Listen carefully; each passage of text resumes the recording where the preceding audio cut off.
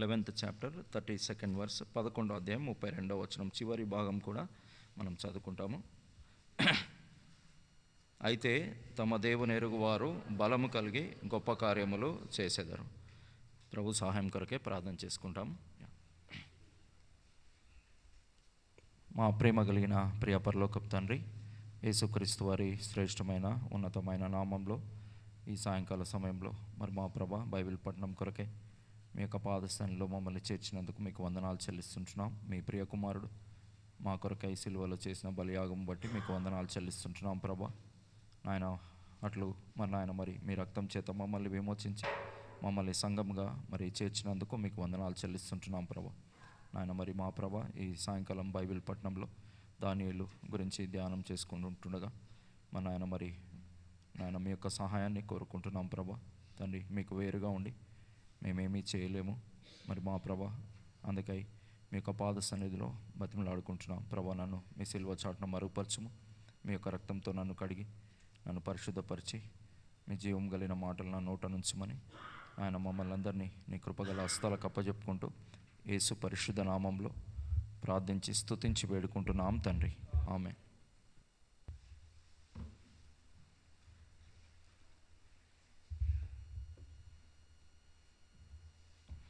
కాబట్టి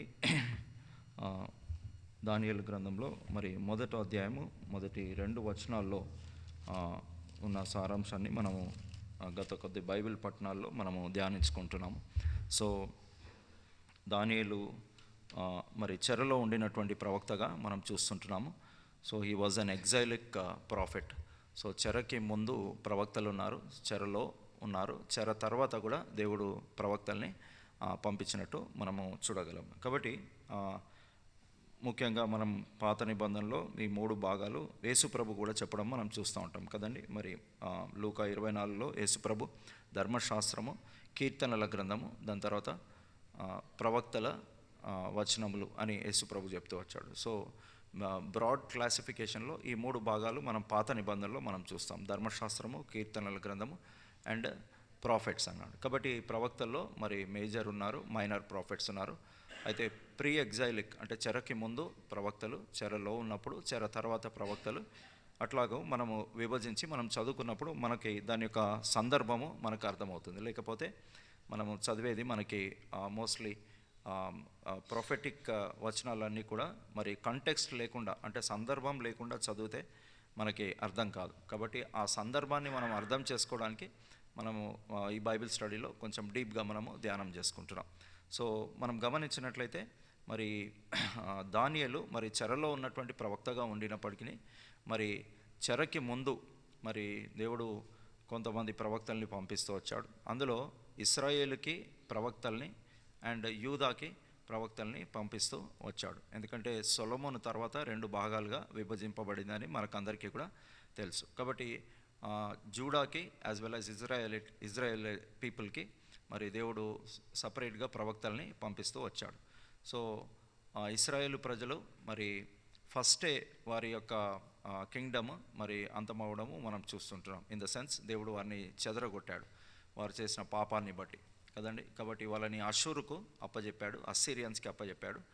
అండ్ వీరిని యూదా వారిని దేవుడు బబులోనికి అప్పచెప్పడము మనం చూస్తుంటున్నాం. సో అది బ్రాడ్గా దీని యొక్క బ్యాక్గ్రౌండ్ని మనం చూస్తున్నాం. అయితే మరి ఈ ఈ ఈ యొక్క దానియేలు గ్రంథం అంతా కూడా మనము ధ్యానించుకున్నప్పుడు ఒక్క విషయము ఈ ప్రధానంగా ఈ రెండు వచనాల్లో కూడా మనకి ఏం కనిపిస్తుందంటే దేవుడు అప్పగించాడు అనే మాటను మనం చూస్తున్నాం. చూడండి 2వ వచనంలో మనం గమనిస్తే దేవుని మందిరంలోని శేషించిన ఉపకరణములను ఆ రాజు చేతికి అప్పగించాను అంటే ప్రభువు అని 2వ వచనంలో మనం చూస్తున్నాం.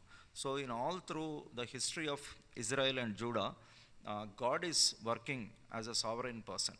కాబట్టి సార్వభౌమ అధికారం కలిగినటువంటి వాడుగా దేవుడు పనిచేయడము మనం చూస్తుంటున్నాం. సో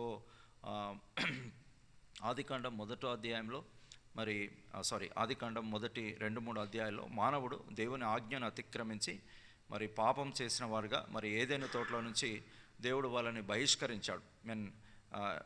దేవుడు వాళ్ళని బయటికి వెళ్ళగొట్టడము మనం చూస్తుంటున్నాం. అంటే దేవుడు ఇచ్చిన ప్రివిలేజెస్ అన్నీ కూడా వారు పోగొట్టుకున్న వారుగా వాళ్ళు ఏదైనా తోట బయటికి వెళ్ళిపోయారు. ఏదైనా తోట బయట ఆ, శ్రమ అంటే కంఫర్ట్ లేదు. ఏదైనా తోటలో కంఫర్టబుల్ సిచ్యుయేషన్లో వాళ్ళు ఉన్నారు. ఏదైనా తోట బయటకు వచ్చిన తర్వాత దేవుడు గచ్చ పొదలు అవన్నీ కూడా మొలుస్తాయి అని దేవుడు చెప్తూ వచ్చాడు. నీ నీ ముఖపు చెమటను నీవు ఓడ్చి నువ్వు ప్రయాసంతో తింటావు అని దేవుడు చెప్పడం మనం చూస్తున్నాం. So whenever man transgresses God's law, దేవుని ఆజ్ఞను దేవుడు అతిక్రమించినప్పుడు దేవుడు మరి శ్రమను అనుమతించడము, ఆ శ్రమలో వారిని క్రమశిక్షణలోనికి తీసుకురావడం, దేవుడు డిసిప్లిన్ చేయడము, దాని తర్వాత వారిని సమకూర్చడము అనే విషయాన్ని మనం చూస్తున్నాం. Like a father does to his child. కాబట్టి ప్రతి తండ్రి కూడా తన కుమారుణ్ణి ఏం చేస్తాడు? శిక్షిస్తాడు కదండి. అందుకని కీర్తన 103లో మనం చూస్తాం కదా, తండ్రి తన కుమారుని ఎళ్ళ జాలిపడినట్లుగా యెహోవా తన యందు భయభక్తులు గల వారి ఎళ్ళ జాలిపడను. ఫైన్, కానీ జాలి పడకముందు ఎందుకు జాలి పడతాడు అంటే, ఫస్ట్ వాళ్ళని క్రమశిక్షణలోకి తీసుకొచ్చిన తర్వాత వాళ్ళు బాధపడడం చూస్తుంటే ఏ తండ్రి కూడా మరి బాధ లేకుండా ఉండరు కదండి. శిక్షించిన తర్వాత most of the times even fathers they will feel bad, ఎందుకు శిక్షించాను అని వాళ్ళు కూడా పశ్చాత్తాపడతారు. అది ఒక మైండ్ ఆఫ్ ద ఫాదర్, అది ఒక తండ్రి యొక్క హృదయం. మళ్ళీ ఏం చేస్తారు? సమకూరుస్తారు. మళ్ళీ వాళ్ళని జాలి చూపించి ప్రేమ చూపించి దగ్గరికి తీసుకొని వస్తూ ఉంటారు. సో దేవుడు కూడా మరి తండ్రిగా మరి పోర్ట్రే చేయబడుతున్నాడు పాత నిబంధనలో.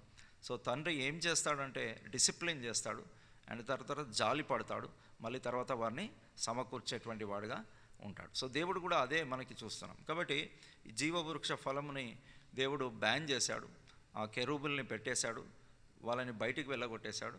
కానీ రెవల్యూషన్ 22లో, ప్రకటన 22లో మళ్ళీ మనకి ఆ జీవవృక్షము కనిపిస్తుందా? కనిపించదా? కనిపిస్తుంది. సో ఆల్ త్రూ దిస్, ఈ ఆదికాండం నుంచి రెవల్యూషన్ వరకు దేవుడు పడిపోయిన మానవుణ్ణి పడిపోయిన స్థితిలో ఉంచకుండా మళ్ళీ తిరిగి సమకూర్చడం అనేది మనము చూస్తుంటున్నాం. So God did not leave man in his sin, but God has actually restored him అనేది మనం చూస్తాం, సమకూర్చాడు. అందుకనే మళ్ళీ 22లో జీవవృక్ష ఫలం మన అక్కడ కనిపిస్తోంది. లేకపోతే నిజంగా దేవుడు తన ఉగ్రతలో తన కోపంలో మానవుణ్ణి ఆ స్థితికి వదిలేస్తే చాలా భయంకరంగా ఉంటుంది. కానీ అట్లాంటి వాడు దేవుడు అట్లాంటి వాడు కాదు. దేవుడు ప్రేమస్వరూపి అనేటువంటి మాటను మనం చూస్తుంటాం. అండ్ దేవుడు తను ప్రేమించు వారిని గద్దించి శిక్షిస్తాడు. సో ప్రేమ అంటే కేవలము పనిష్మెంట్ లేకుండా ప్రేమించడం అని కానీ, ఇట్ ఇంక్లూడ్స్ చాస్టైజ్మెంట్. అది పనిష్మెంట్ని కూడా ఇంక్లూడ్ చేస్తుంది. నిజమైన ప్రేమ గద్దిస్తుంది, శిక్షిస్తుంది. ఎందుకంటే వాళ్ళు తన కన్ఫర్మిటీలోకి రావాలని దేవుడు ఇవన్నీ కూడా మరి ప్లాన్ చేసినట్టు చూస్తున్నాం. So Bible is a wonderful book of restoration. కాబట్టి దేవుడు ఏ విధంగా సమకూర్చాడు అనేది మనము చూస్తూ ఉంటాం. కానీ వేరే పుస్తకాల్లో, మరి బైబిల్ కాకుండా వేరే పుస్తకాల్లో మనం ఇవన్నీ కూడా చూడము కదండి. Paradise last and Paradise gained అని జాన్ మిల్టన్ అనేటైన ఒక పోయం రాశాడు. అది యూజువల్గా హయ్యర్ పీజీస్లలో అవి చదువుతూ ఉంటారు. ఆయన ఏదో రాశాడు, that's a different thing. But title ఏమిచ్చాడంటే paradise lost, paradise gain. So దేవుడు మళ్ళీ దాన్ని సమకూర్చాడు అనే తాత్పర్యంతో అది రాశాడు. సో ఆ పోయం మనకు అవసరం లేదు, దాని మీనింగ్ అవసరం లేదు. But that's what God has been doing బైబిల్లో కూడా. సో దేవుడు కూడా తన ప్రజల్ని పాపం చేసినప్పుడు వారిని శిక్షించాడు, బబులోనికి పంపించాడు, అండ్ ఆఫ్టర్ 70 years వాళ్ళని మళ్ళీ తిరిగి తీసుకొచ్చాడు అండ్ సమకూర్చాడు. దట్స్ అ వండర్ఫుల్ థింగ్ అనమాట. దేవుడు వాళ్ళని మళ్ళీ తిరిగి సమకూర్చాడు. అది అందుకనే Bible is a wonderful book కదండి. సో దేవుడు ఏ విధంగా రక్షించాడు, పాపులను రక్షించుటకు క్రీస్తు యేసు ఈ లోకములకు వచ్చాను. That's the essence of why Jesus has come into this world. చాలామంది దీన్ని తప్పుగా మరి చిత్రీకరిస్తున్నారు. అంటే క్రైస్తవులు లేకపోతే వీళ్ళు పాపం చేస్తూ పోతూ ఉంటే వాళ్ళని స్వర్గానికి తీసుకుపోవడమా ఆయన ఉద్దేశము అని తప్పుగా అర్థం చేసుకుంటున్నాను. నన్ను కూడా ఒక వ్యక్తి మొన్న అడుగుతూ ఉన్నాడు, సువార్త చెప్తా ఉంటే, ఏంటి పాపం చేసే వాళ్ళని దేవుడు పరలోకం తీసుకుపోతాడు, that's the message of the Bible అని అన్నాడు. No, that's not the message of the Bible. Luka 5:32లో మారు మనసు పొందుటకై నేను పాపులను పిలవవచ్చి తిని అని అన్నాడు. సో ఫర్ రిపెంటెన్స్ అనే పదము బైబిల్లో కనబడుతుంది. సో పాపం చేసినప్పుడు నేను పాపం చేసినాను ప్రభా, నన్ను క్షమించు అన్నప్పుడు వారిని క్షమించి వాళ్ళని తిరిగి సమకూరుస్తాడు దేవుడు. That is the nature of God. కానీ చాలామంది ఈ వర్స్ని తప్పుగా అర్థము చేసుకుంటారు. అంటే సంఘానికి వెలపట ఉన్నటువంటి వారు, లోకంలో ఉన్నవారు. సో పాపులను రక్షించడం కంటే వాడు పశ్చాత్తాపడి, ఆ వ్యక్తి పశ్చాత్తాపడి మారు మనసు పొందితే వారిని దేవుడు ఖచ్చితంగా క్షమిస్తాడు. ఎందుకంటే ఆ క్షమాపణ ఒక్కటే ఇది కాదు, కానీ దాని వెనకాల యేసు ప్రభు తన శరీరమందు శిక్షను అనుభవించాడు అని రోమా 8:3లో దేవుడు తన కుమారుణ్ణి పాప శరీరాకారంతో పంపి ఆ శరీరమునందు మన పాపానికి దేవుడు శిక్షను విధించాడు. So forgiveness is not free, but it has costed God's own son. దేవుని తన కుమారుణ్ణి అది కాస్ట్ చేసింది. ఆయన శిక్ష అనుభవించాడు కాబట్టి మనం పశ్చాత్తాపడితే ప్రభు ఏం చేస్తున్నాడు? క్షమిస్తున్నాడు. So forgiveness is not free for God, it is free for us. అది మనకి ఉచితంగా లభ్యమయ్యేటట్టు దేవుడు చేశాడు, కానీ అది దేవునికి అందుకనే వారి ప్రాణ విమోచన ధనము అది బహు గొప్పది అన్నాడు. ఆ బహు గొప్పదైన ప్రాణ విమోచన క్రయధనాన్ని మనము గమనిస్తే, దాన్ని అర్థం చేసుకుంటే, అప్పుడు పరిశుద్ధమైన జీవితం జీవించడానికి అది మోటివేషన్గా ఉంటుంది. కాబట్టి వెళ్ళి ఇక పాపం చేయకము అని ఆ స్త్రీతో చెప్పాడు కదండి, వ్యభిచారంలో పట్టబడిన స్త్రీతో. సో చాలామంది పాయింట్అవుట్ చేస్తాను, ఏంటి నా శిక్షించకుండా వదిలేస్తున్నాడు. She understood the cost. అప్పటిదాకా యేసు ప్రభు వెయిట్ చేస్తూ వచ్చాడు. అంటే రాళ్ళు వాళ్ళు చేతిలో పట్టుకునేంత వరకు యేసు ప్రభు ఏం మాట్లాడలేదు. అంటే అంతసేపు ఆమె దేనిలో ఉంటుంది? శిక్షా విధి వలన కలిగే భయము ఆమె ఎక్స్పీరియన్స్ చేసింది. యేసు ప్రభు కనుక ఒక్క మాట రాయి వెయ్యండి అంటే వెంటనే ఏం చేస్తారు? వాళ్ళు రాళ్ళు వేస్తారు. సో అప్పటి వరకు ఆమె ఆ ఫియర్ని, జడ్జిమెంట్ ఫియర్ని ఆమె ఎక్స్పీరియన్స్ చేసిందా అంటే ఖచ్చితంగా ఆమె ఆ ఫియర్ని ఎక్స్పీరియన్స్ చేసింది. దాని తర్వాత ఫర్గివ్నెస్ అనేది యేసు ప్రభు రిలీజ్ చేశాడు. నేనును నీకు శిక్ష విధింపను, వెళ్ళి ఇక పాపము చేయకము అని అన్నాడు. కాబట్టి ఆ శిక్షా విధి యేసు ప్రభు తానే తన మీద, తన శరీరం మీద అనుభవించాడు. సో బైబిల్లో ఉన్నటువంటి మరి స్టోరీ అంతా కూడా, అంటే హిస్టరీ అంతా కూడా మనం గమనిస్తే there was a cost paid. మన పాపానికి అంత ఈజీగా దేవుడు క్షమించలేడు. చాలామంది అంటున్నారు యేసు ప్రభు సిలువ మీద అంత భయంకరమైనటువంటి మరణం అనుభవించడము అవసరమా? ఆయన అట్లాగా అనకుండా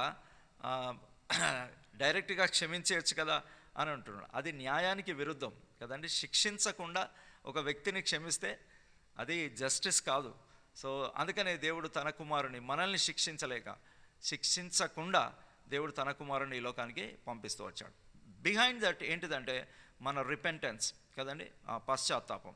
కాబట్టి యోనా గ్రంథంలో కూడా మూడో అధ్యాయం చివరి భాగంలో చూస్తే బుక్ ఆఫ్ జోనా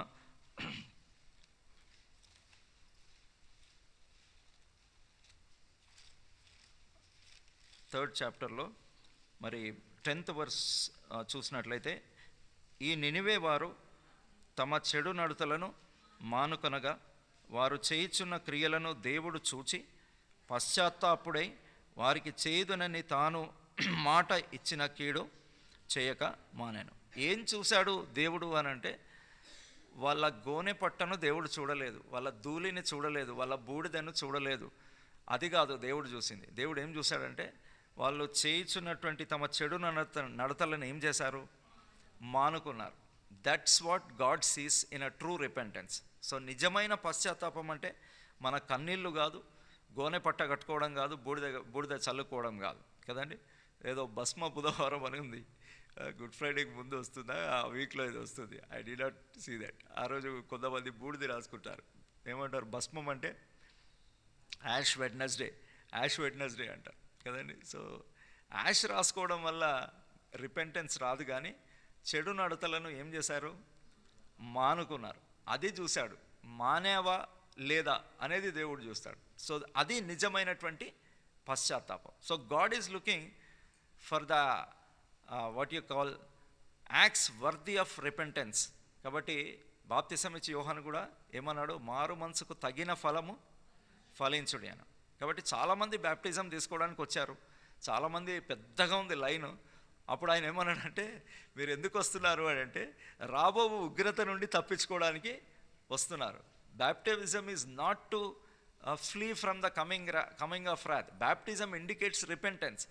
పశ్చాత్తాపం లేకుండా ఆ లైన్ చాలా పెద్దగా అయిపోయింది. ఆయన ఎక్కడున్నాడు? బాప్తిసం ఇచ్చి యోహాను. ఎస్, అంటే బహుశా ఆయన అరణ్యంలో కేక వేయు శబ్దము అంటున్నాడు. ఆయన పబ్లిక్లోకి రాలేదు, పబ్లికే వచ్చారు అరణ్యంలోకి. వండర్ఫుల్గా దేవుని చేత మండుచున్న దీపంలాగా ప్రకాశించాడు. దేవుడు చెప్పమన్న మెసేజ్ చెప్పాడు. It costed his life. అయినప్పటికీ ఆయన చెప్పింది ఏంటంటే, మారు మనసుకు తగిన ఫలము ఫలించుడి. That's what God looks in God's people. దాన్ని మానుకున్నారా, లేకపోతే మళ్ళీ దాన్ని రిపీటెడ్గా చేస్తున్నారా? ఒకవేళ రిపీటెడ్గా పాపం చేస్తూ ఉంటే దట్స్ నాట్ ట్రూ రిపెంటెన్స్, అది నిజమైన పశ్చాత్తాపము కాదు అని దేవునికి అర్థమవుతుంది. That's how God understands our repentance. మన పశ్చాత్తాపము నిజమా కాదా అనేది తర్వాత పోస్ట్ కన్ఫెషన్, అంటే పాపము ఒప్పుకున్న తర్వాత. అందుకని అతిక్రమములు దాచిపెట్టువాడు వర్ధిల్లడు, వాటిని ఒప్పుకొని డాష్ ఆ విడిచిపెట్టువాడు కనికరము పడు. ఒప్పుకున్నవాడు కనికరం పొందుతాడని బైబిల్ లేదు. ఒప్పుకొని విడిచిపెట్టినప్పుడు ప్రభు మనకి మెర్సీ అనేది చూపించేటువంటి వాడు. సో అదే చూస్తూ ఉన్నాడు దేవుడు తన ప్రజల లోపల కూడా.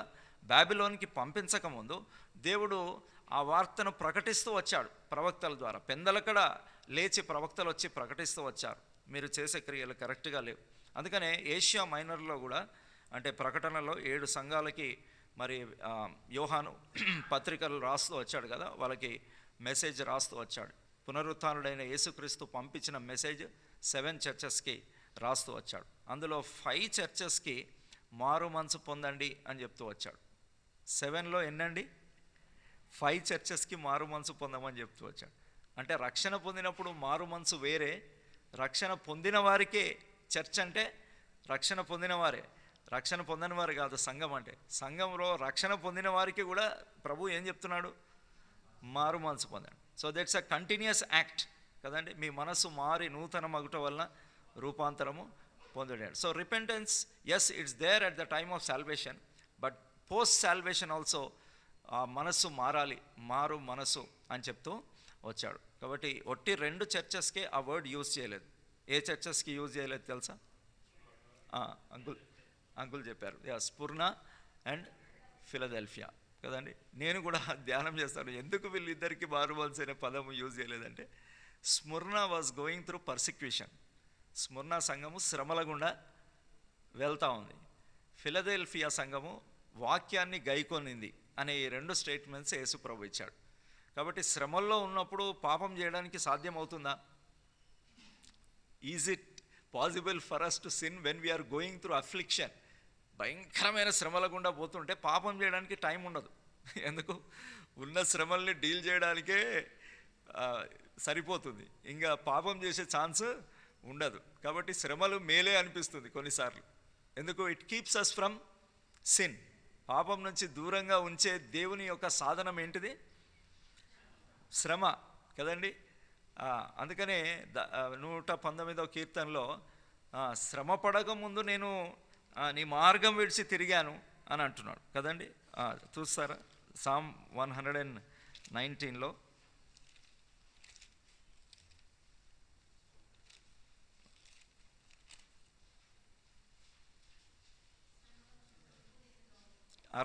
వచనం, శ్రమ కలగక మునుపు నేను త్రోవ విడిచింది, ఇప్పుడు నీ వాక్యమును అనుసరించి నడుచుచున్నాను అని అంటున్నాడు. కాబట్టి శ్రమ కలగకపోతే త్రోవ విడిచే అవకాశం ఉంటుంది అని వాక్యం చెప్తాను. కాబట్టి ఇప్పుడు నీ వాక్యమును నేను అనుసరించి నడుచుకొంచున్నాను అంటు. అదేవిధంగా 71లో కూడా, నేను నీ కట్టడలను నేర్చుకొనున్నట్లు శ్రమనంది ఉండుట నాకు మేలాయను అంటాడు. కాబట్టి శ్రమలో దేవుని యొక్క కట్టడల్ని మనం నేర్చుకుంటూ ఉంటాం. We learn the statutes of God in affliction, not in comfort zone. Comfort జోన్లో మనం ఖచ్చితంగా అనుకుంటాము, అట్లా నేర్చుకుంటాము. నన్ను కంఫర్ట్లోకి శ్రమ తీసివేయమని అనేకసార్లు ప్రార్థన చేస్తూ ఉంటాం. ఓ లార్డ్ రిమూవ్ ద అఫ్లిక్షన్, నాకు ఈ శ్రమ వద్దు ప్రభు అని ప్రార్థన చేస్తాం. కానీ దేవుడు ఏమంటున్నాడంటే, no, if you have to learn my statutes, నా కట్టడల్ని మీరు నేర్చుకోవాలంటే శ్రమ గుండా వెళ్ళాల్సిందే అని అంటాడు. ఈజ్ గాడ్స్ మెథడ్, అది దేవుని యొక్క పద్ధతి. దేవుడు కొన్ని పద్ధతులు తన వాక్యంలో పొందుపరిచాడు. ఆ పద్ధతుల ద్వారా దేవుడు నడిపిస్తూ ఉంటాడు. అందుకనే అపోస్తలుడైన పౌలు కూడా ప్రార్థన చేస్తే, నా కృప నీకు చాలు అన్నాడు. My grace is sufficient for you అన్నాడు. అంటే దాని అర్థం ఏంటిదంటే, నేను శ్రమను తీసేయను కానీ ఈ శ్రమలో నువ్వు ఓర్చుకోవడానికి నేను కృపను అనుగ్రహిస్తూ ఉంటాను. ఈ కృప నీకు లభ్యమవుతూ ఉంటుంది. ఆయన పరిపూర్ణతలో నుండి కృప వెంబడి కృపను మనము పొందండి. Every day he extends his grace upon grace out of his fullness. ఆయన పరిపూర్ణతలో నుండి కృప వెంబడి కృపను దేవుడు అనుగ్రహించేటువంటి వాడుగా ఉంటాడు కదండి. కాబట్టి ఆ శ్రమలో గొప్ప పాఠాలు మనం నేర్చుకుంటూ ఉంటాం. We learn most of the lessons through affliction. శ్రమలో నేర్చుకుంటాం. యేసు ప్రభు కాస్ట్లీ టీచర్స్ ఉంటారు. ఊరికే 2 రూపాయలకు వైద్యం చేసే వాళ్ళు ఉంటారు. ఒక్క సర్జరీ చేస్తే కొన్ని లక్షలు తీసుకునే వాళ్ళు కూడా ఉంటారు. డిఫరెన్స్ ఉంటుందా? ఇద్దరికి డిఫరెన్స్ ఉంటుందా? డిఫరెన్స్ ఉంటుంది. అందుకనే కాస్ట్లీ టీచర్ యేసు ప్రభు దగ్గర క్రయము చెల్లిస్తే విలువైన పాఠాలు నేర్పిస్తూ ఉంటాడు. కాబట్టి క్రయము చెల్లిస్తేనే విలువైన పాఠాలు నేర్చుకుంటాం.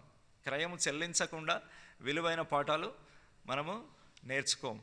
సో దేవుడు కొన్నిసార్లు అనుమతిస్తూ ఉంటాడు. ఎల్లకాలం ఉండదు, ఆపద్దినమందు అని అన్నాడు. కాబట్టి శ్రమకాలము అనింది. ఆ టైంలో దేవుడు కొన్ని లెసన్స్ మనకు నేర్పిస్తూ ఉంటే, yes Lord, I will go through this affliction but I learn some valuable lessons. శ్రమ సైడ్ ఫోకస్ చేయకుండా దేవుడు ఈ సమయంలో నాకు ఏం నేర్పిస్తున్నాడు, what is God trying to teach me, దేవుడు నాకు ఏమి బోధిస్తున్నాడు, ఆ బోధించే పాఠాన్ని మనం నేర్చుకున్నప్పుడు ఆ శ్రమ మనకి పర్పస్ఫుల్గా అండ్ ఆ శ్రమ మనకి ఉపయోగకరంగా ఉంటుంది. శ్రమ will be beneficial when we look at what God is trying to teach us through the affliction. ఆ శ్రమలో దేవుడు మనకి ఏం నేర్పిస్తున్నాడు. మోస్ట్ ఆఫ్ ద టైమ్స్ శరీరం ఏమంటుందంటే, వెంటనే ఈ శ్రమను తీసేయి ప్రభువా, ఈ అఫ్లిక్షన్ని తీసేయి, ఈ నా మెడ మీద ఉంచినటువంటి కాడిని నువ్వు తొలగించు ప్రభువా అని మనం ప్రార్థన చేస్తాం. దేవుడు అట్లాగే ఉంచినప్పుడు దేవుడు ఏమంటూ ఉంటాడంటే, ట్రై టు లెర్న్ సంథింగ్, నేనేం నేర్పిస్తున్నానో అది నేర్చుకుంటాడు. మరి బయటి వాళ్ళకు లేవు కదా, అందుకనే మన యూత్ మీటింగ్లో కూడా చెప్తాడు, చెట్టు కింద ఆడుకునే వారికి పరీక్షలు ఉంటాయా? ఉండవు వాళ్ళకి కదండి.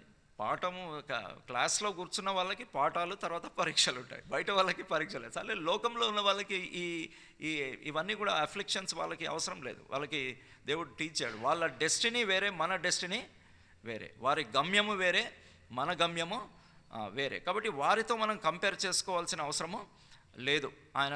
ఆయన పాఠం నేర్పించేటప్పుడు ఇవన్నీ నేర్పిస్తాడు. సో బాబిలోన్లో కూడా దేవుడు కొన్ని లెసన్స్ నేర్పిస్తూ వచ్చాడు తన ప్రజలు కాబట్టే వారిని గద్దించి శిక్షించుచున్నాను, నేను ప్రేమించు వారినే గద్దించి శిక్షిస్తున్నాను అని చెప్పాడు. దేవుడు ఒకవేళ వదిలేస్తే చాలా భయంకరమవుతుంది. రోమా 1వ అధ్యాయంలో దేవుడు వారిని విడిచిపెట్టెను అనే పదాలు చూస్తాం.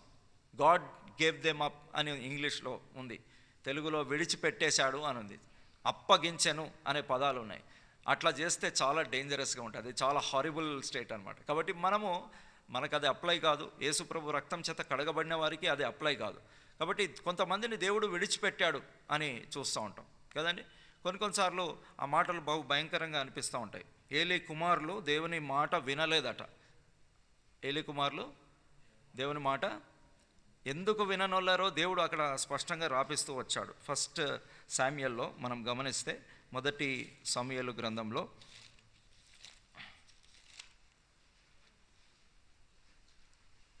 2nd chapter 25th వర్స్లో, 2nd chapter 25th వర్స్లో మనం చూసినట్లయితే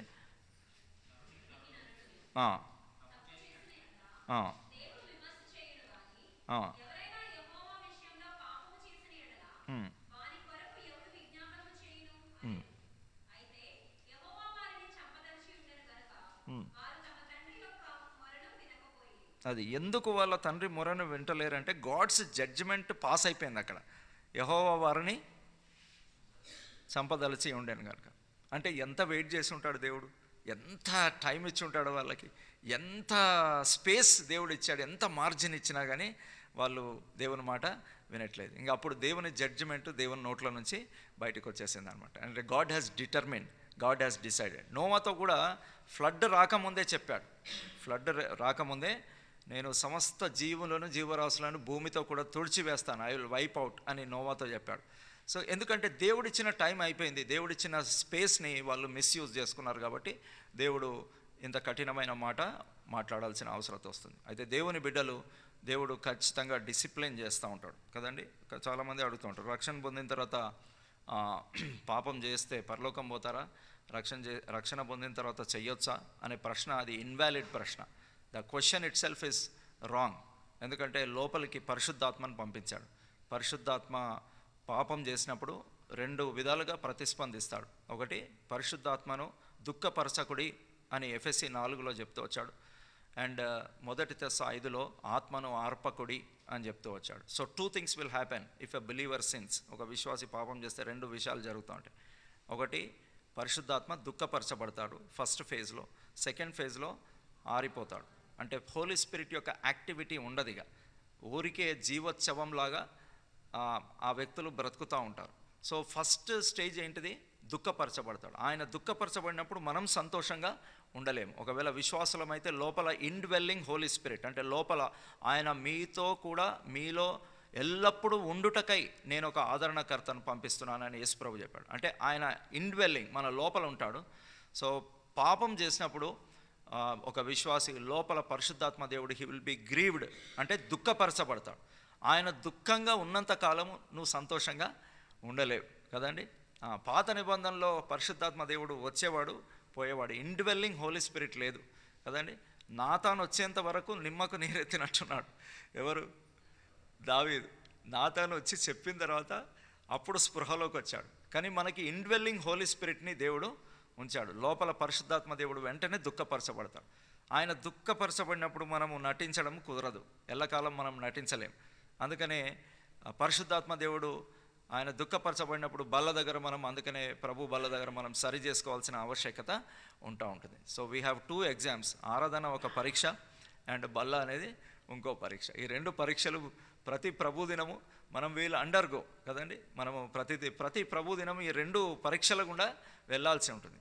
అఫ్కోర్స్ అందరూ బాహాటంగా ఆరాధన చేసే సమయం దొరకకపోవచ్చు, దట్స్ ఎ డిఫరెంట్ థింగ్. కానీ లోపలైనా కానీ ఆత్మతోనూ సత్యంతోనూ యథార్థంగా మనం ఆరాధిస్తున్నామా, అది ఒక పరీక్ష.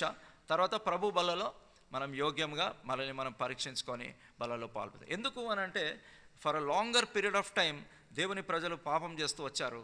అండ్ ఎంతమందిని పంపించినా వాళ్ళు డిసిప్లిన్ చేసుకోలేదు కనుక దేవుడు వాళ్ళని 70 సంవత్సరాలు మరి చెరకి అప్పజెప్పాడు అనే విషయాన్ని మనం లేఖన భాగాల్లో ఎంతో స్పష్టంగా చూస్తున్నాం. కాబట్టి ఈ రాజులందరినీ కూడా మనం గమనించినట్లయితే హిజ్కియా నుంచి మరి సిద్కియా వరకు మనం చూస్తూ వచ్చాము, అంటే అవుట్లైన్స్ చూస్తూ వచ్చాము. ఈ సిద్కియా టైంలో ఎజ్కేలు అక్కడికి వెళ్ళిపోయాడు. ఎక్కడికి? యెహోయాకీను టైంలో ఆయన సెకండ్ ఫేజ్లో అక్కడికి వెళ్ళిపోతూ వచ్చాడు. కాబట్టి ఇట్స్ నాట్ ఇర్రెలవెంట్. కాబట్టి అక్కడ దేవుడు ఎజ్కేల్తో మాట్లాడుతూ వచ్చాడు. ఎందుకు?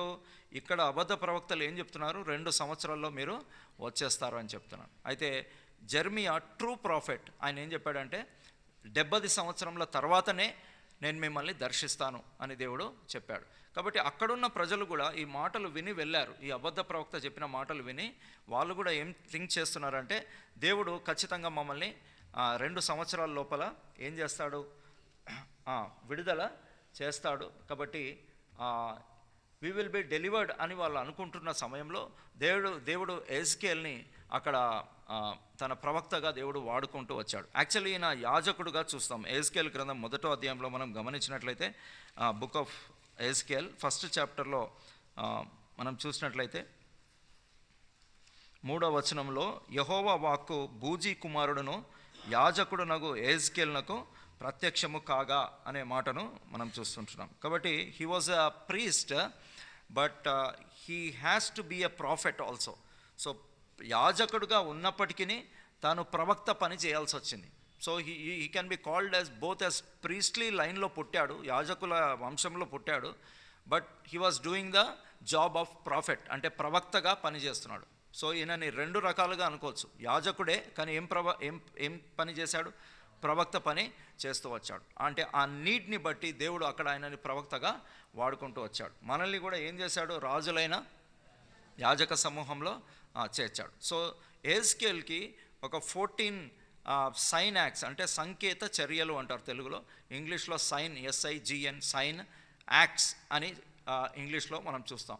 సో ఒక 14 సైన్ యాక్ట్స్ ఎజ్కేల్ని దేవుడు చేయమని చెప్పాడు. ఎందుకు అని అంటే అక్కడున్న ప్రజలు వాళ్ళు మోసపూరితమైనటువంటి అబద్ధ బోధలో ఉన్నారు. వాళ్ళు ఖచ్చితంగా మేము చేసిన పాపానికి దేవుడు మమ్మల్ని ఎక్కువగా శిక్షించడు, మేము మళ్ళీ యెరూషలేంకి వెళ్ళిపోతాము, కేవలం 2 సంవత్సరాల్లో వెళ్ళిపోతామని వాళ్ళు భ్రమలో ఉన్నారు. సాతానుడు అనేకసార్లు పాపము కూడా హెబ్రీ 3వ అధ్యాయంలో అంటాడు, పాపం వలన కలుగు భ్రమ అంటాడు. పాపం వలన కలుగు భ్రమ అంటాడు. వాట్ ఈజ్ భ్రమ అంటే జరగని దాన్ని జరిగినట్టు అనుకోవడము భ్రమ. That is called deception. So పాపము చెయ్యకముందు సాతానుడు లేకపోతే అపవాది, లోకము, శరీరము, ఈ మూడు కూడా మనిషిని పాపంలోనికి నెట్టివేస్తాయి. అయితే మనుషులు భ్రమలో ఉండి పాపం చేస్తారు. ఆ భ్రమ అయిపోయిన తర్వాత రియాలిటీకి వచ్చిన తర్వాత అయ్యో ఇట్లా చేసామా అని అంటారు. ఎందుకంటే the nature of sin it self has deception in it. కాబట్టి అందుకనే అపవాదిని వాడు స్టార్టింగ్ నుంచి వాడు మోసగాడు అని దేవుని వాక్యంలో, వారిని మోసపరిచిన అపవాది అగ్నిగుండంలో వేయబడెను అని చూస్తున్నాం. So right from the beginning అపవాది ఏం చేస్తాడు? మోసం చేస్తూ ఉంటాడు. మోసం అంటే ఇప్పుడు ఒకలాగా కనబడుతుంది, కొద్దిగా అయినా ఇంకోలాగా కనబడుతుంది. దట్ ఈస్ కాల్డ్ మోసం. సత్యం అంటే ఏంటండి? సత్యం అంటే మారదు, ఎప్పుడూ ఒకలాగే ఉంటుంది. అందుకని యేసుప్రభు ఏమన్నాడు? నేనే మార్గము సత్యం అన్నాడు. అండ్ హెబ్రీ 13లో ఏమన్నాడు? యేసుప్రభు నిన్న నేడు ఒకటే ఏకరీతిగా ఉన్నాడు. అవును, యుగ యుగములకు ఒకటే రీతిగా ఉండును అన్నాడు. He will never change. అందుకనే యేసుప్రభు సత్యం. యేసుప్రభు చెప్పేది సత్యం కదండి. ఎవరో మొన్న అక్కడ సువార్త చెప్తుంటే వాళ్ళు అంటున్నారు, ఏదైనా తోటలో దేవుడు అబద్ధం చెప్పాడట, సర్పం నిజం చెప్పిందట. సర్పం నిజం చెప్పిందట, దేవుడు అబద్ధం చెప్పాడట. No, it is not. అంటే నువ్వు ఆ పండు తినదినం నా నిశ్చయంగా చచ్చదవు అని దేవుడు చెప్పాడు. అంటే చావలేదు కదా ఆదామవ్వ అని ప్రశ్నిస్తున్నా. నో, మరణం అనేది 3 ఫేజెస్లో ఉంది. మొదటిది స్పిరిచువల్ డెత్, దాని తర్వాత ఫిజికల్ డెత్, తర్వాత ఎటర్నల్ డెత్. 3 డెత్తులు జరుగుతాయి. ఆత్మీయంగా మరణిస్తాడు, తర్వాత భౌతికంగా మరణిస్తాడు, అండ్ మూడోది నిత్యత్వంలో దేవుడు ఉండే స్థలంలోంచి సపరేట్ చేయబడతాడు. డెత్ అంటే సపరేషన్, ఎడబాటిగా. అక్కడ దేవుని ఫేవర్ ఉండదు అగ్నిగండకంలో, గుండంలో. So that is called eternal death. So 3 రకాలుగా దేవుడు డెత్ని చెప్పాడు. నీవు ఆ పండు తినదిన నిశ్చయంగా చచ్చదవు అని చెప్పాడు. వాజ్ ఇట్ డెడ్ అంటే yes, he was dead because he was not able to communicate freely with God. దేవునితో సహవాసము లేకపోవడమే మరణం. ఇంట్లో ఇద్దరు మాట్లాడుకోకపోతే ఏముంటుందండి? ఇద్దరు ఉన్నారనుకోండి, ఇంట్లో ఇద్దరు మాట్లాడుకోవట్లేదు అనుకోండి, దట్ ఈస్ కాల్డ్ మరణం. అంతే. మీకు ఎంత చక్కటి బిర్యానీ మధ్యలో పెట్టినా ఇద్దరు మాట్లాడుకోవట్లేదు. సో ఆ బిర్యానీని ఎంజాయ్ చేస్తారా? చేయలేము. ఎంత మంచి భోజనం ఉన్నా if there is no fellowship లేకపోతే ఏమంటారు, కారం పెట్టినా బిర్యానీ లాగా ఉంటుంది. ఫెలోషిప్ మంచిగా ఉంటాయి. ఇద్దరి మధ్యలో సహవాసం ఉంటే మీరు పచ్చడి వేసుకొని తిన్నా, ఆవకాయ వేసుకొని తిన్నా చికెన్ లాగా ఉంటుంది. ఇద్దరు మాట్లాడుకోలేదనుకోండి, మీరు బిర్యానీ పెట్టినా అందులో ఏమీ ఉండదు. Because death is reigning, there is no communication కదండి. సెల్ ఫోన్ కూడా డెడ్ అయిపోయింది అని అంటూ ఉంటాం. సో డెత్ ఎంటర్ అయింది ఏదైనా తోటలో. డెత్ అనే ఫెనామినా. డెత్ అంటే ఇమ్మీడియట్గా వాళ్ళు కుప్పగూలి చనిపోలేదు, కానీ దేవునితో సహవాసం లేని స్థితిలోనికి వెళ్ళారు. అందుకనే ఎఫెసీ 2లో మీ అపరాధముల చేత పాపముల చేత మీరు చచ్చిన వారై ఉండగా అంటున్నాడు. చచ్చిన వారంటే మరి నడుస్తున్నాం కదా అని ప్రజలు అంటున్నారు. No, you don't have communication with God, that is called death.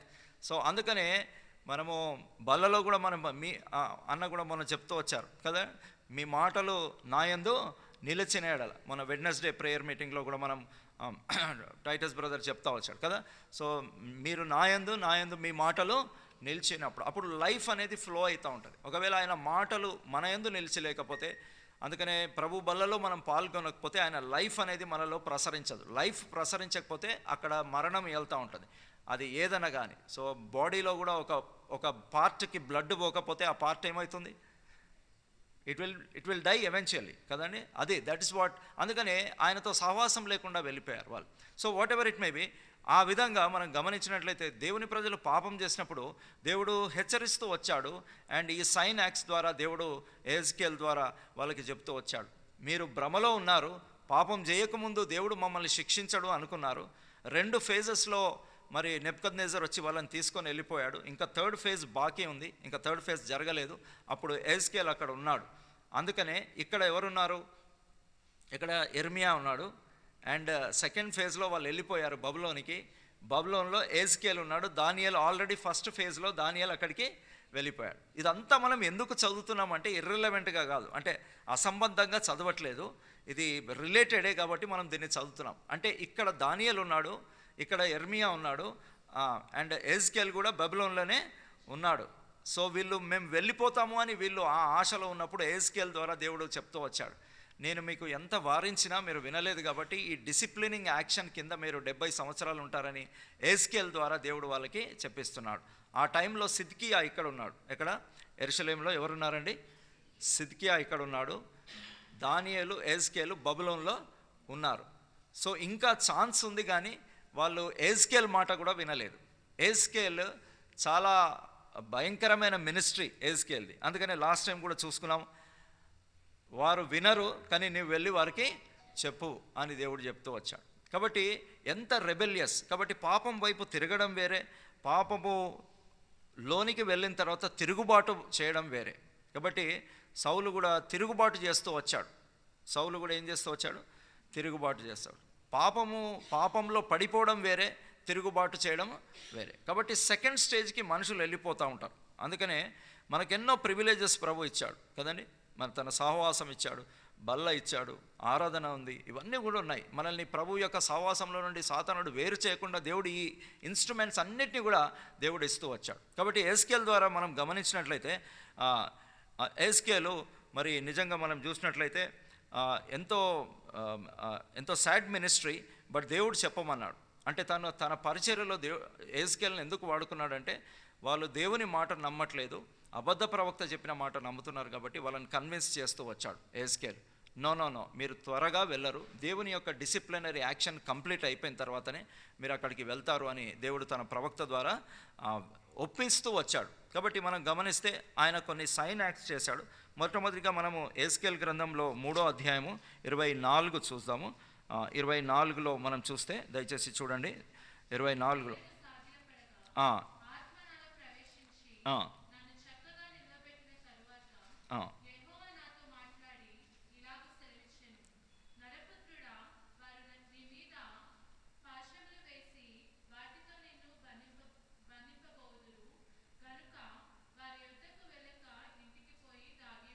కాబట్టి దేవుడు ఎహెజ్కేలుకి ఏం చెప్తున్నాడంటే, నువ్వు చెప్పబోయే మాటలకి వాళ్ళు నిన్ను బంధిస్తారు, కాబట్టి నువ్వు ఇంట్లోకి పోయి దాగి ఉండన్నాడు. This is the first sign act దేవుడు ఎహెజ్కేలుకి చెప్తున్నాడు. ఎందుకు అని అంటే ఆ ప్రజల యొక్క రెస్పాన్స్ ఆ విధంగా ఉంటుంది.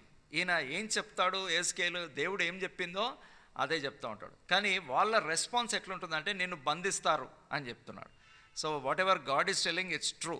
కాబట్టి నువ్వేం చేయంటే నువ్వు ఇంటిలోకి పోయి దాగి ఉండు అని ఫస్ట్ సైన్ యాక్ట్ దేవుడు ఎహెజ్కేలుకి చెప్పడం మనం చూస్తున్నాం. సో దీన్ని బట్టి మనం ఒక అప్లికేషన్, అంటే మనం బైబిల్ స్టడీలో కేవలం చరిత్ర మాత్రం కాదు, కానీ మనం చదువుకునేటువంటి ఈ బైబిల్ స్టడీలో మనం అప్లికేషన్ కూడా చూసుకుంటాం. అంటే దేవుని వాక్యాన్ని మనం ఎలా అన్వయించుకుంటాం, అంటే ఈ యొక్క సైన్ యాక్ట్ ద్వారా మనం ఏం నేర్చుకుంటున్నాం అనేది. టేక్ అవే అంటారు కదా, ఈ మధ్యలో ఏమంటున్నారు, టేక్ అవే బిర్యానీయా.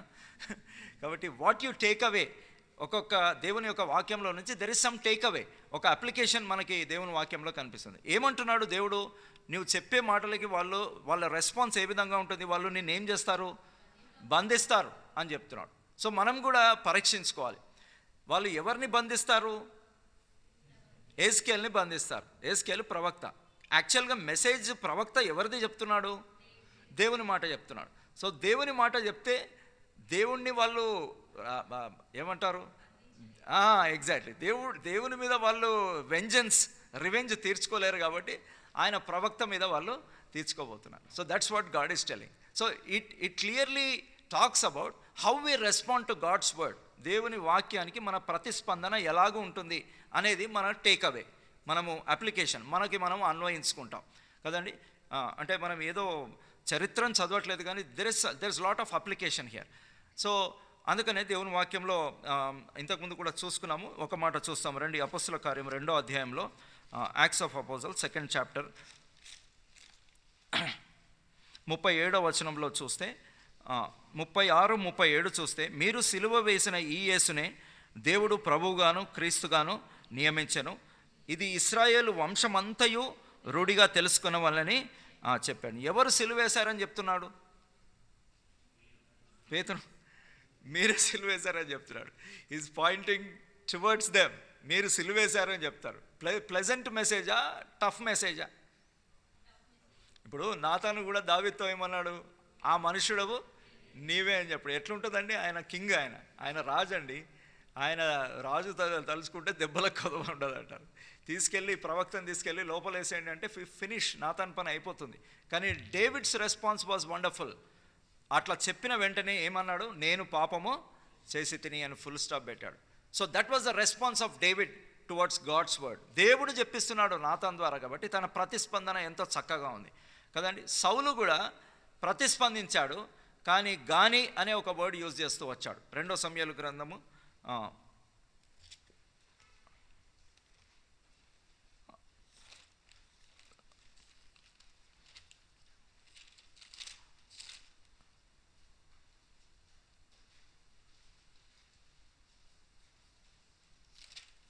12వ అధ్యాయంలో మనం చూస్తాము దావీదు యొక్క ప్రతిస్పందన మనం అక్కడ చూస్తూ ఉంటాం. 13వ వచనము.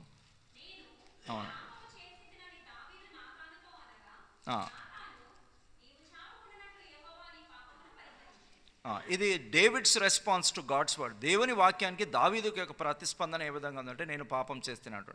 కమ్ బ్యాక్ టు 1 సమూయేలు గ్రంథము 15వ అధ్యాయము 30వ వచనం. 1 సమూయేలు గ్రంథము 15వ అధ్యాయం 30వ వచనం చూస్తాం. అందుకు సౌలు, నేను పాపము చేసితిని, అయినను నన్ను గణపరిచిన యెహోవాకు మ్రొక్కుటకై. సో సౌలు యొక్క ఫోకస్ ఏంటిదంటే, it's not about his sin. నేను పాపం చేశాను, అయినను that's not important for me, there is something else important for me అంటున్నాడు. అంతేనండి, అది నాకు ముఖ్యం కాదు. అయినను అనే పదము మాట్లాడి ఇంకా ఫర్దర్గా మాట్లాడుతూ వచ్చాడు. ఏం మాట్లాడనేది ఇప్పుడు మనం ధ్యానం చేసుకోవట్లేదు.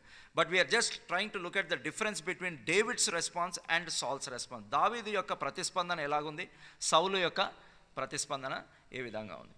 కాబట్టి పాపము చేసి తిని అని ఫుల్ స్టాప్ పెట్టేశాడు దావీదు.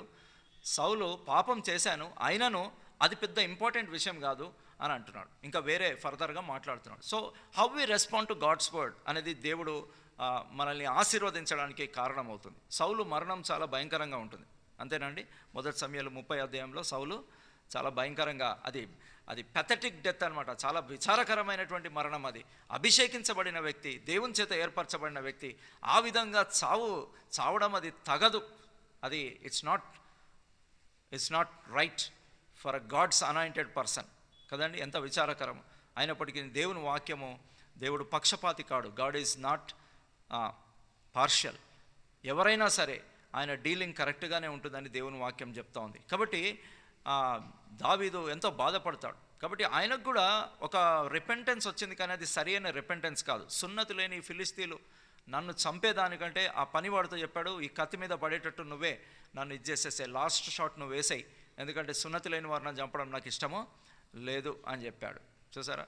కానీ దావీదు క్షేమంగా తాను నిద్రించాడు, సమాధిలో పెట్టబడుతూ వచ్చాడు. డిఫరెన్స్ ఏంటిదంటే, దావీదు సరి అయిన ప్రతిస్పందన దేవుని వాక్యానికి చూపిస్తూ వచ్చాడు.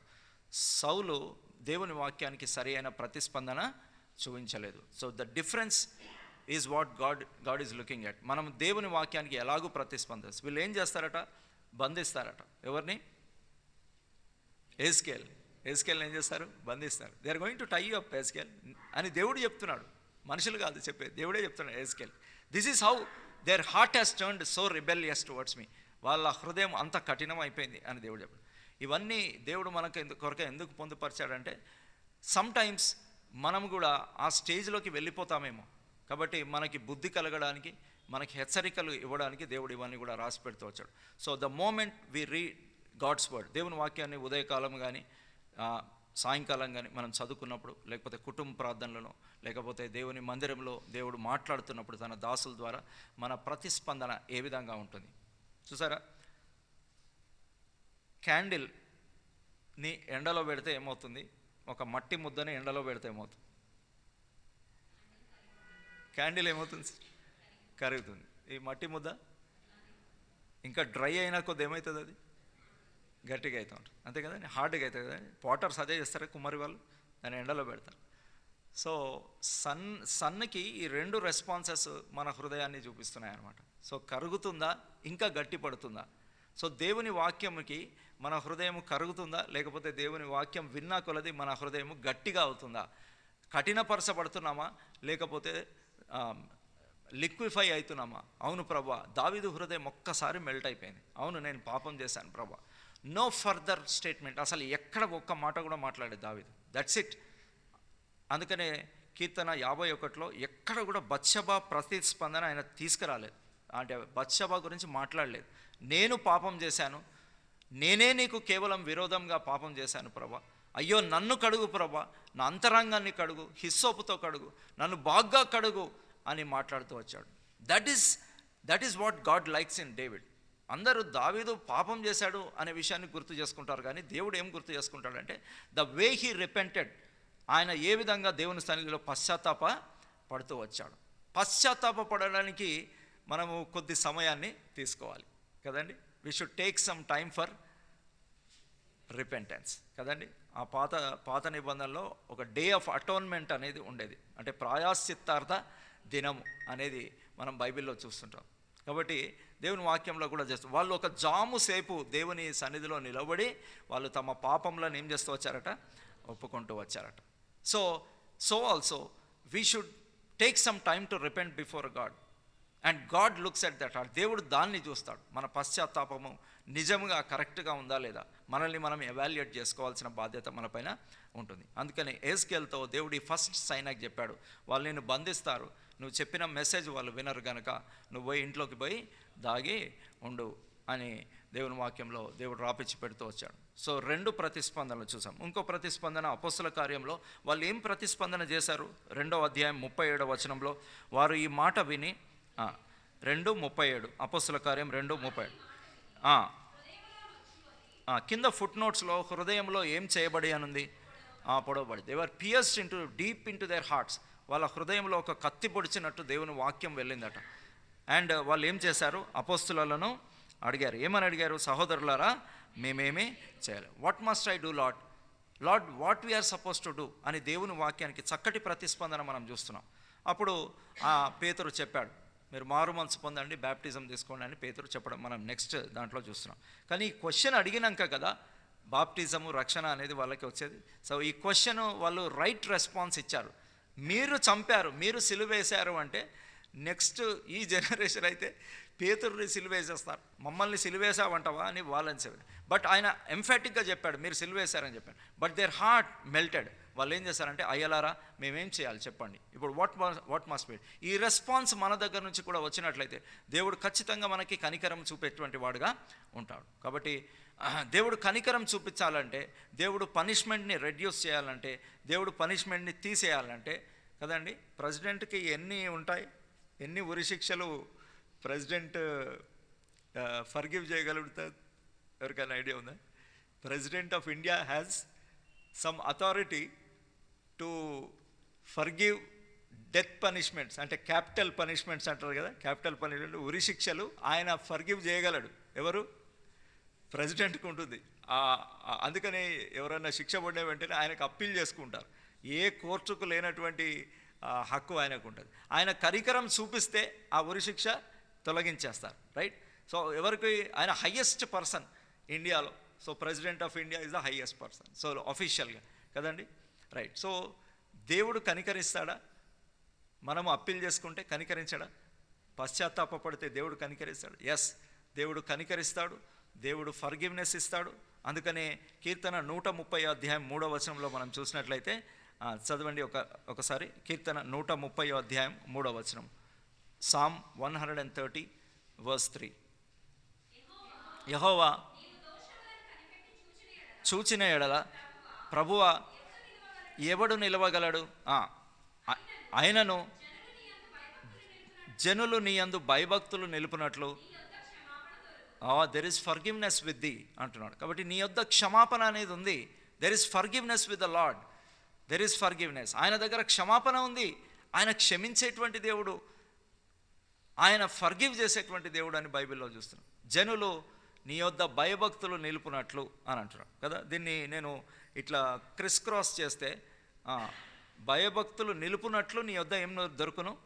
క్షమాపణ. అంటే క్షమాపణ దొరికిన వాడు భయభక్తులు నిలుపుతాడు. అంటే క్షమాపణ అర్థమైనటువంటి వాడు, క్షమాపణని నిజంగా అర్థం చేసుకున్న వాడి లోపల వచ్చేటువంటి రిజల్ట్ ఏంటిది?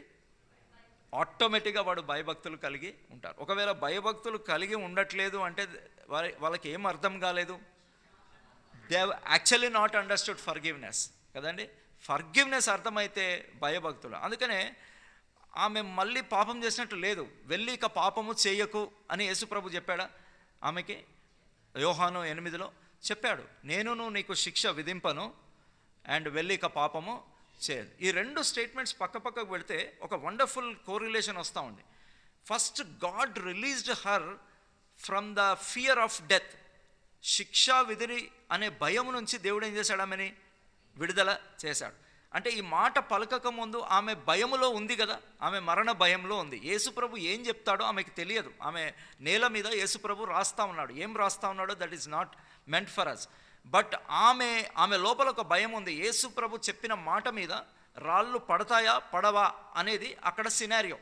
అయితే ఏం చెప్తాడో ఆమెకు తెలియదు. అయితే యేసుప్రభు తల ఎత్తి ఒక మాట చెప్తూ వచ్చాడు, నేను నీకు శిక్ష విధించను అన్నప్పుడు ఆమె ఫర్గివ్నెస్ని అర్థం చేసుకుంది. She understood the cost of sin and also she understood the greatness of forgiveness. రెండు అర్థమైనాయి ఆమెకి. రాళ్ళు పడితే ఎలాగుంటుందో అర్థమైంది. సెకండ్, ఆ శిక్షను దేవుడు తొలగించాడు అనేది కూడా ఆ రెండు విషయాలు ఆమె అర్థం చేసుకుంది. అందుకని యేసుప్రభు అప్పటిదాకా ఒక మాట కూడా పలకలేదు. Let her understand. ఆమెకు అర్థం కానివ్వండి. ఏం అర్థం కావాలి? పాపానికి ఒక పనిష్మెంట్ ఉందని ఆమెకు అర్థమయ్యేంత వరకు దేవుడు యేసుప్రభు సైలెంట్గా ఉన్నాడు. అట్లని ఆమెను శిక్షకి అలౌ చేయలేదు. నేను నీకు శిక్ష విధించను అన్నాడు.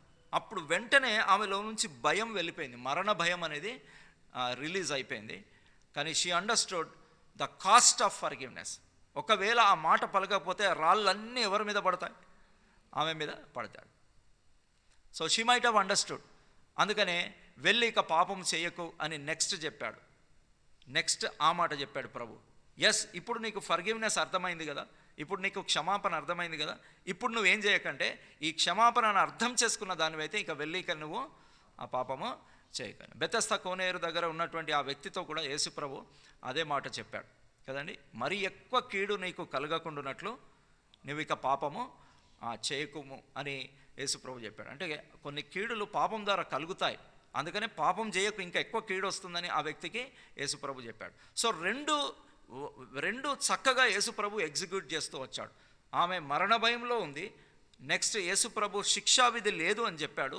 ఈ అండర్స్టాండింగ్, ఈ యొక్క గ్రాహ్యము, నీకు శిక్ష లేదు అనే గ్రాహ్యము నిన్ను ఎక్కడికి లీడ్ చేయాలి అంటే భయభక్తులు నిలపడానికి నిన్ను లీడ్ చేయాలి అని బైబిల్ ఎంతో స్పష్టంగా చెప్తుంది. దీన్ని చాలామంది తప్పుగా అర్థం చేసుకొని ఆయన శిక్షించలేదు కదా, మళ్ళీ పాపం చేస్తారు, శిక్షిస్తే బాగుండేదని బయట వాళ్ళు చాలా మాట్లాడుతారు. That's a different scenario. But దేవుని వాక్యము స్పష్టంగా చెప్తుంది, the understanding of forgiveness should lead us to a godly life. అది మనల్ని భయభక్తులు నిలిపేటట్లు చేయాలి. అప్పుడే మనము ఏం అర్థం చేసుకున్నాము? క్షమాపణని అర్థం చేసుకున్నాడు. So there is forgiveness with the అని దేవుని వాక్యంలో చెప్తుంది. దేవుని దగ్గర క్షమాపణ ఉంది. ఆయన మన గుండెను కొట్టుకోవడము ఆగిపో అని చెప్తే అది ఆగిపోతుంది. కానీ ఇంకా కొట్టుకుంటుంది అంటే దాని అర్థం ఏంటి? ఇంకా క్షమాపణ ఉంది. మరుసటి రోజు సూర్యుడిని చూస్తున్నామంటే ఇంకా క్షమాపణ ఉంది. There is forgiveness with the, ఆయన దగ్గర క్షమాపణ ఉంది అని అంటాడు. అందుకని మీకా గ్రంథం 7వ అధ్యాయంలో మరి భక్తుడు ఆ విధంగా చెప్తూ వచ్చాడు. రండి, మీకా 7:18-19లో యోనా తర్వాత మీకా ఉంటుంది.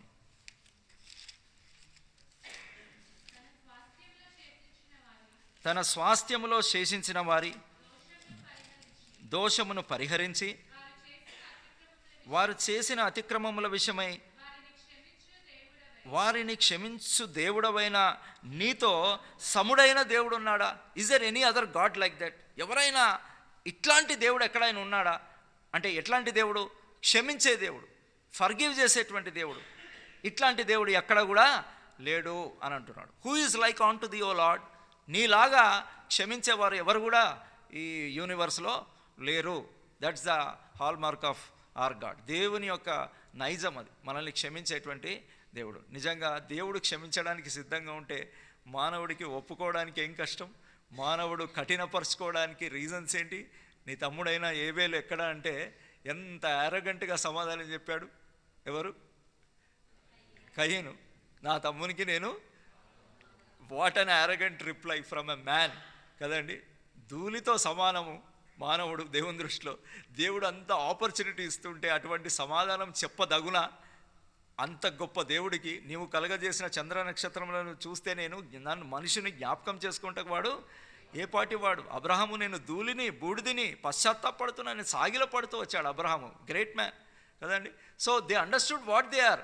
When we don't understand what God is, దేవుడు ఎవరో మనకు అర్థం కాకపోతే మనము కయ్యను మాట్లాడినట్టు చాలా భయంకర, అది చదువుతుంటే భయం వేసింది నాకు. నేను కావాలి వాడినా, వాట్ అన్ యారగంట్ రిప్లై, ఎంత భయంకరమైన రిప్లై దేవునికి ఇవ్వదగునా అని అంటే అనేక సార్లు మానవులు ఇస్తారు అనే దానికి తార్కాణంగా దేవుడు అది రాపిచ్చి పెడుతూ వచ్చాడు. So we should never be like that and we should have a right response. దేవుని వాక్యానికి ప్రతిస్పందన, సరి అయిన ప్రతిస్పందన ఉన్నట్లయితే దేవుడు ఖచ్చితంగా మనల్ని ఫర్గివ్ చేస్తాడు, మనల్ని సమకూరుస్తాడు. అంతేకాకుండా మనం దేన్నైతే పొడగొట్టుకున్నామో దాన్ని మళ్ళీ తిరిగి దేవుడు ఇచ్చేటువంటి వాడు. హీఈస్ నాట్ ఓన్లీ, అందుకనే ఎహెజ్కేల్లో 3 విషయాలు ఉంటాయి. ఎహెజ్కేల్లో మొదటి భాగము తన ప్రజలు పాపం చేసినప్పుడు దేవుడు వాళ్ళని ఏ విధంగా క్రమశిక్షణలోకి తెస్తాడో చెప్తూ ఉంటాడు. రెండవది అన్యులను ఎలాగో శిక్షిస్తాడు అనేది చెప్పాడు. మూడవది దేవుడు సమకూర్చేటువంటి దేవుడు, మునుపటి కంటే అధికమైన మేలు మీకు కలగజేశాను. మీరు రిపెంట్ అయితే, మీరు నిజంగా పశ్చాత్తాపడితే ఇంతకుముందు చేసిన మేలు కంటే నేను ఇంకా ఎక్కువ మేలు మీకు కలగజేస్తాను. దేవుడు ఎప్పుడైనా మేలు చేసేవాడు, దేవుడు ఎప్పుడు కీడు చేయడు. అందుకనే రోమా 8:28లో కూడా మనకి పరిచయమైన వాక్యమే, దేవుని ప్రేమించు వారికి అనగా ఆయన సంకల్పం చెప్పున పిలువబడిన వారికి మేలు కలుగుటకై సమస్తమును సమకూడి. God intends for good. ఆదికాండం 1వ అధ్యాయంలో కూడా చూస్తే ఆయన చేసిందంతా చాలా మంచిదిగా ఉంది అని బైబిల్లో ఉంది. What ever God has done it is good. దేవుడు మంచిదిగా చేశాడు, మంచిదిగా చేశాడు, మంచిదిగా చేశాడు. మనకి మన జీవితాల్లో కూడా దేవుడు మంచే మేలే చేయాలనుకున్నాడు. Is a good God. ఆయన మంచి దేవుడు ఆయన కదండి, మనకు మేలు చేసేటువంటి వాడుగా ఉంటున్నాడు. కాబట్టి మానవుడు దాన్ని అర్థం చేసుకోవాలి. కాబట్టి దేవుని ప్రేమించు వారి కంటే ఒకడు నన్ను ప్రేమించినడలా వాడు నా ఆజ్ఞలను గైకొన్నాడు. కాబట్టి దేవుని ఆజ్ఞల్ని గైకొనకుండా నేను నిన్ను ప్రేమిస్తున్నా అనేది అది అబద్ధం. Isn't it? If you love me you here my commandment. నేనేం చెప్తున్నానో నా అది ప్రేమ అంటే. దేవుని ప్రేమిస్తున్నాము అంటే ఆయన ఆజ్ఞల్ని గాయకుండా. కాబట్టి దేవుని ప్రేమించే వారికి మేలు కలుగుటకై దేవుడు సమకూడి జరిగించేటువంటి వారుగా ఉంటున్నాడు. కానీ అపోస్తల కార్యంలో కూడా యేసు ప్రభు గురించి చెప్తూ ఆయన అనేక మందికి మేలు చేస్తూ వచ్చాడు. వ్యాధిగ్రస్తులు రోగాలతో వస్తున్నారు ఆయన దగ్గరికి, వారికి మేలు చేయొచ్చు అని మనం ఈ అపోస్తల కార్యంలో చూస్తున్నాం. So is a good God. So how is our response? మనం దేవుని వాక్యానికి ఏ విధమైనటువంటి ప్రతిస్పందన చూపిస్తున్నాం? అపోస్తల కార్యము 7వ అధ్యాయంలో ఒక మాట చూసుకొని ముగించుకుంటాము రండి. అపోస్తల కార్యము 7వ అధ్యాయంలో 53:54లో మనం చూస్తే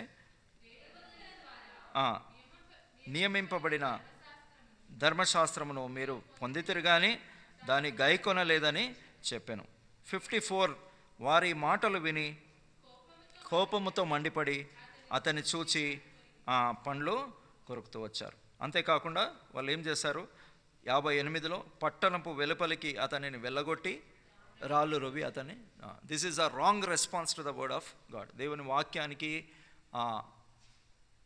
భయంకరమైనటువంటి ప్రతిస్పందన. అపోస్తల కార్యం 2వ అధ్యాయంలో సరి అయిన ప్రతిస్పందన చూస్తున్నాం. అయ్యలారా మేమేం చేయాలి? ఇక్కడ వీళ్ళు కోపంతో మండిపడి వాళ్ళు పండ్లు కొరికి ఆయనను పట్టణ వెలుపలికి ఇడ్చి రాళ్ళు రువి చంపివేస్తూ వచ్చారు. ఇది సరి అయిన ప్రతిస్పందన లేకపోతే భయంకరమైన ప్రతిస్పందన?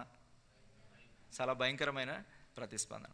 ఈ పనిని మనము ఫిజికల్గా చేయకపోవచ్చు, కానీ దేవుని వాక్యం చదివినప్పుడు, దేవుడు మనతో మాట్లాడుతున్నప్పుడు, దేవుని స్వరం మనకు విన్నప్పుడు ఈ 2 ప్రతిస్పందనలో ఏదో ఒక ప్రతిస్పందన మన జీవితంలో ఉంటుంది. అవును ప్రభువా, ఇప్పుడు నేనేం చేయాలి? నేను పాపం చేశాను, నేను ఇప్పుడు ఏం చేయాలి అని దావీదు అన్నట్టన్నా అంటాము.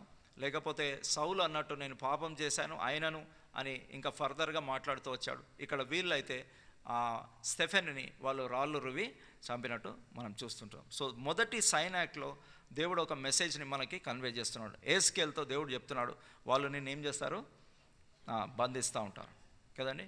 సో దేవుడు చెప్పిన మెసేజ్ చెప్పడం అంత ఈజీ కాదు. ఈ ప్రవక్తలు నేను ఈ 14 సైనాక్స్ని చదువుతూ ఉంటే ఎందుకు దేవుడు ఈ ప్రవక్తను ఇలాగూ ఎనాక్ట్ చేయమన్నాడు. యాక్చువల్గా ఏస్కేల్ నోరుని దేవుడు మూసేస్తాడు. ఇదే వచనంలో ఉంటుంది. ఇక్కడ ఏస్కేల్ గ్రంథంలో 3వ అధ్యాయము 25వ వచనంలో మనం చూస్తాము. దేవుడు చదవండి. వారు బహుగా తిరుగుబాటు చేయవారు గనక నీవు మౌనివై వారిని గద్దింపక యుండునట్లు నేను నీ నాలుకను నీ నాలుకను నీ అంగిటికి అంటుకున చేసేదను అని చెప్తున్నాడు. చూడండి 33వ అధ్యాయంలో ఎస్కేల్ గ్రంథము 33వ అధ్యాయంలో 21వ వచనం చూస్తే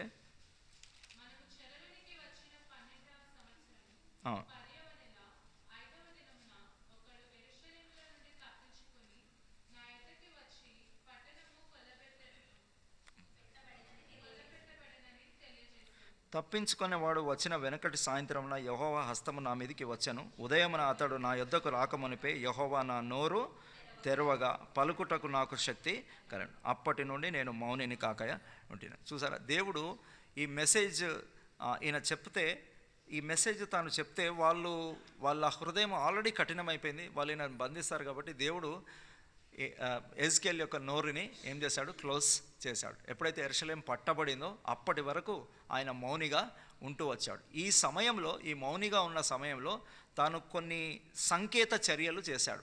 సంకేత చర్యలు అంటే తనని దేవుడు ఏం చేయమన్నాడో అది చేస్తూ వచ్చినప్పుడు వాళ్ళు చూస్తూ వచ్చారు. They were seeing, they were not hearing anything from him. ఆయన చెప్పట్లేదు, కానీ దేవుడు చెప్పింది ఆయన చేస్తూ వచ్చాడు. ఆ సంకేత చర్యల్లో, ప్రతి సంకేత చర్యలో మనకి ఒక మెసేజ్, మనకు ఒక అప్లికేషన్ ఉంది. కాబట్టి ఈ విషయాలు మనం ధ్యానం చేసుకుంటాం. ఎందుకంటే ఈ సమయంలో తాను ఎక్కడున్నాడు? బబులోన్లో ఉంటూ వచ్చాడు. సో ఇక్కడ సిద్కియా ఉన్నాడు. ఇంకా యెరూషలేము ఫైనల్గా కొలాప్స్ కాలేదు. ఎజ్కేల్ అక్కడ ఉన్నాడు. కాబట్టి మనం దీన్ని చదువుతున్నాం. ఎజ్కేల్ మొత్తం మనం చదవము. ఎజ్కేల్లో దేవుడు ఈ బబులోను వాళ్ళు వచ్చి యెరూషలేముని ఏ విధంగా పడగొడతారో ఆ సంకేత చర్యలు ఎజ్కేల్ ద్వారా చెప్పిస్తున్నాడు. కాబట్టి దీనికి అనుసంధానంగా మనం చదువుతున్నాం. We are not going out of context, అంటే సందర్భానికి బయటికి మనము వెళ్ళట్లేదు. కాబట్టి ఆ కాంటెక్స్ట్లో మనం చదువుతున్నాం. కాబట్టి మొదటి సంకేత చర్యను మనం చూసుకున్నాం. దేవుని వాక్యానికి మన ప్రతిస్పందన ఏ విధంగా ఉంటుంది? దేవుని వాక్యం చదువుతున్నప్పుడు ఎస్ లార్డ్, అబ్రహాం ఏమన్నాడు? దేవుడు పిలిచినప్పుడు చిత్తము ప్రభు అని చెప్పాడు. 22లో చిత్తము ప్రభు అని చెప్పాడు. లోతు ఏమన్నాడంటే నీవు ఆ పర్వతంలోకి పారిపో అంటే అలాగూ కాదు అని చెప్పాడు. లోతు యొక్క పరిణామాలు మనకి అర్థమవుతున్నాయి. కానీ అబ్రహాము ఎంతో ఆశీర్వదించబడుతూ వచ్చాడు. అబ్రహాము చిత్తము ప్రభు అన్నాడు, లోతు అలాగునా కాదు అన్నాడు. So what kind of response, దేవుని వాక్యానికి మన ప్రతిస్పందన ఏ విధంగా ఉంటుంది అనేది మనల్ని మనం పరీక్షించాం. దయచేసి తలలు వంచుతాం.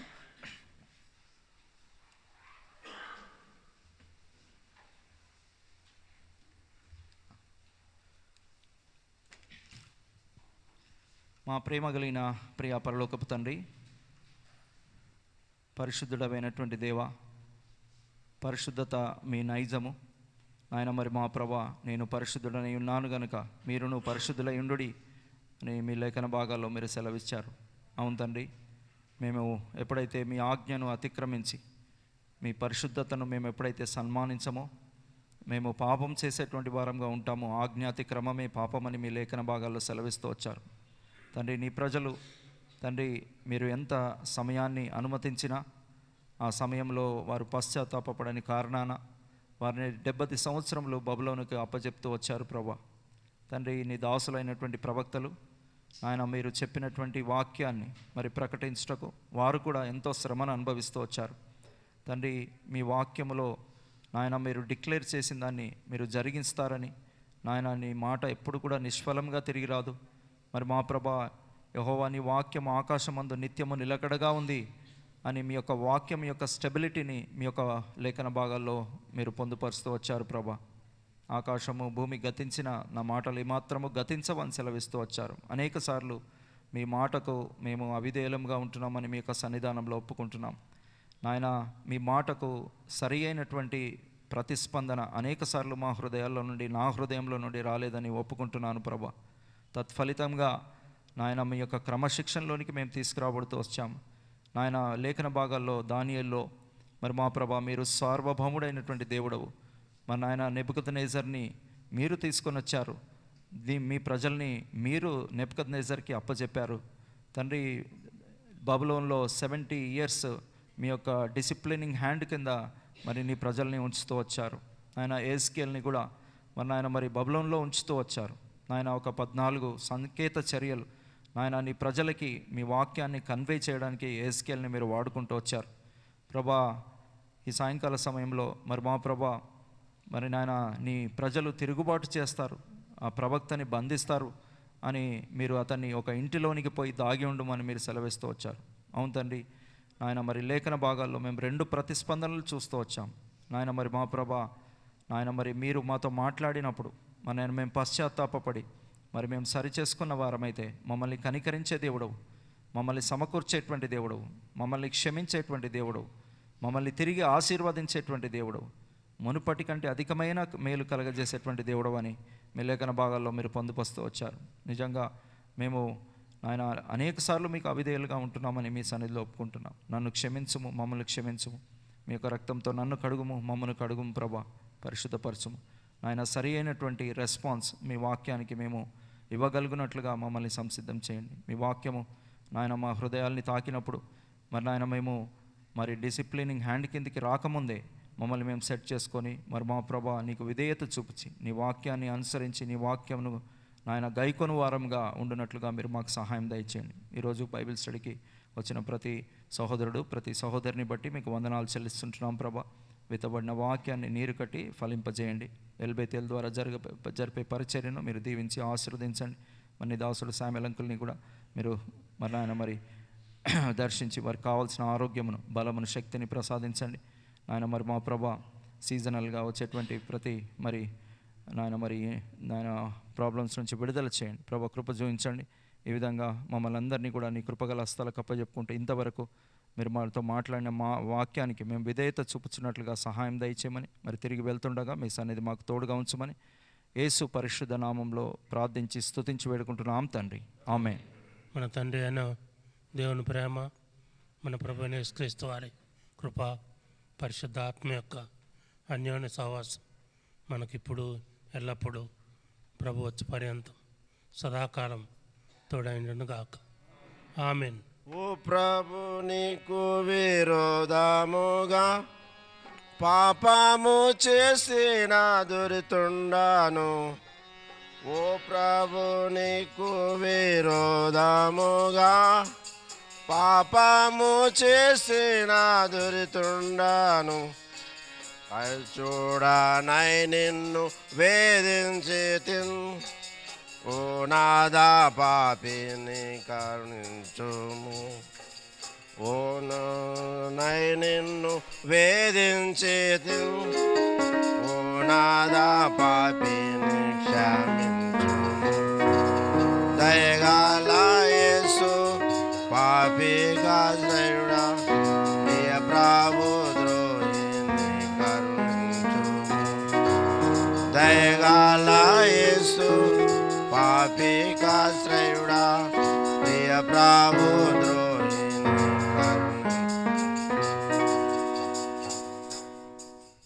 అందరికీ వందనాలండి. Praise the Lord. తిరిగి రేపు సాయంకాలం చదువు హానోకు బ్రదరు జ్యోతి వారి గృహము